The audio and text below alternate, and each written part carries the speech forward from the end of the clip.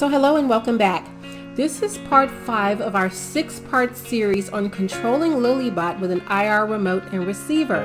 Please go back and watch parts 1 through 4 to see Lily in action, to see the software plan, as well as the code in order to implement. Today we're going to start talking about the hardware. So let's look at how you wire up Lilybot to be able to drive it with an IR remote. So next we have our Arduino Uno microcontroller, which is like the robot brain, and it's the part of the robot that we program and we connect our inputs and outputs to. So on the left we have our analog as well as our power rails, and on the right we have our digital inputs and outputs as well as our pulse width modulation connections. Next we have our red LED connected to pin 3, blue LED connected to pin 2, green LED connected to pin 12, and yellow LED connected to pin 4.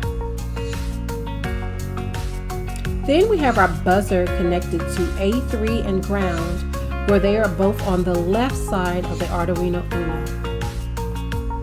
Now here on the left we have our infrared receiver with connections going to ground, 5 volts and pin 11, and we also have our infrared remote.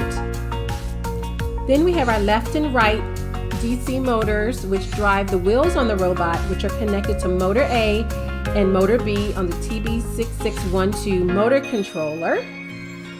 And then finally we have the motor controller wiring, where AN1 goes to pin 8, AN2 goes to pin 9, PWMA goes to pin 10, PWMB goes to pin 5, bin 2 goes to pin 6, and bin 1 goes to pin 7. Please come back for the final part 6 to see the wiring on the robot.